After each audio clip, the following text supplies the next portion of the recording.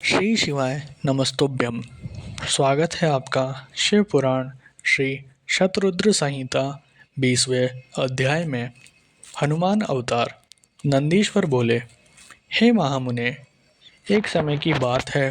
भगवान शिव जो कि महान लीलाधारी हैं, भगवान श्री हरि विष्णु को मोहिनी रूप में देखकर उन पर मोहित हो गए।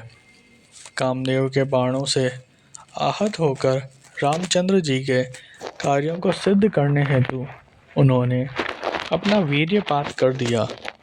तब उस वीर्य को पत्ते पर रखकर सप्तऋषियों ने देवी अंजनी के कान में पहुंचा दिया। समय आने पर देवी अंजनी गर्भवती हुई और उन्होंने महाबली और पराक्रम युक्त वानर रूपी शरीर वाले हनुमान को जन्म दिया। बाल्यकाल में हनुमान बड़े ही वीर व पराक्रमी थे। वे बहुत चंचल भी थे। बाल लीला में उन्होंने सूर्य को फल समझकर निगल लिया था और देवताओं की विनती पर उसे मुक्त किया। यह जानने के बाद कि हनुमान भगवान शिव के अंश से जन्मे हैं, सबने उन्हें अनेक वरदान व आशीर्वाद प्रदान किए। सूर्य देव की कृपा से उन्हें सारी विद्याएं प्राप्त हुई। बालपन से ही हनुमान के हृदय में श्री राम का निवास था। भक्ति भावना से उनकी आराधना और सेवा करना ही उनका ध्येय था। उन्होंने श्री राम की सेवा हेतु अपना घर त्याग दिया। उनकी वानर राज सुग्रीव से भेंट ऋष्यमुख पर्वत पर हुई, जिनकी पत्नी का हरण उसके भाई बाली ने किया था और उसे अपने राज्य से निकाल दिया था। हनुमान भी सुग्रीव के साथी बनकर उनके साथ रहने लगे। तब रामचंद्र जी वनवास काट रहे थे और दुष्ट रावण ने उनकी पत्नी देवी जानकी का अपहरण कर लिया था। उस समय उनकी भेंट हनुमान से हुई थी।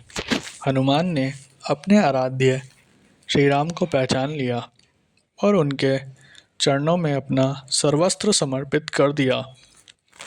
हनुमान और सुग्रीव से मित्रता हो जाने के पश्चात श्री राम ने सुग्रीव के बड़े भाई बाली, जिसने उनका राज्य और पत्नी दोनों को छीन लिया था, का वध कर सुग्रीव का राज्याभिषेक कराया। फिर सुग्रीव अपनी पूरी वानर सेना सहित श्री राम की पत्नी देवी सती को ढूंढने के लिए निकल पड़े, परंतु कुछ पता न चल सका। तब स्वयं हनुमान ने माता सीता की खोज शुरू कर दी तथा समुद्र पार लंका जाकर उन्हें खोज निकाला और उनके आराध्य प्रभु राम का संदेश उन तक पहुंचाया। अपने स्वामी का समाचार पाकर देवी सीता बहुत प्रसन्न हुई। उनका सारा शोक पल भर में दूर हो गया। माता सीता को राम जी का संदेश देकर हनुमान ने राक्षसों को सबक सिखाना शुरू किया। उन्होंने सारी अशोक वाटिका को नष्ट कर दिया, सारे वृक्षों को उखाड़ कर फेंक दिया। जब रावण के सैनिकों ने उन्हें देख लिया तो रावण के सामने जाने हेतु उन्होंने अपने को कैद करा दिया। बंधन में बांधकर उन्हें रावण के सामने ले जाया गया। तब राक्षस राज ने वानर रूपी हनुमान की पूंछ में आग लगाने का दंड दिया। तब उनकी पूंछ में आग लगा दी गई तो उन्होंने पूरी लंका उससे जला दी। फिर समुद्र में कूदकर अपनी पूंछ की आग बुझाई। फिर रामचंद्र जी को उनकी प्रिया की निशानी दी। अपनी पत्नी का समाचार पाकर श्री राम बहुत प्रसन्न हुए और उन्होंने वानरों की सेना को साथ लेकर लंका पर चढ़ाई कर दी। सर्वप्रथम उन्होंने शिवलिंग की स्थापना कर उसका पूजन किया। फिर समुद्र पार लंका की ओर प्रस्थान किया। हनुमान ने इस युद्ध में बहुत वीरता का परिचय दिया।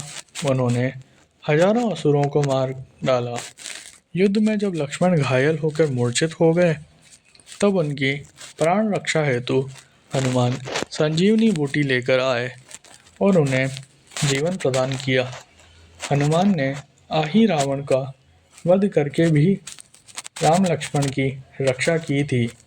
हनुमान में भगवान शिव का अंश था और उन्होंने पग पग पर श्री राम की रक्षा एवं संयोग देकर उनके कार्य को सिद्ध किया।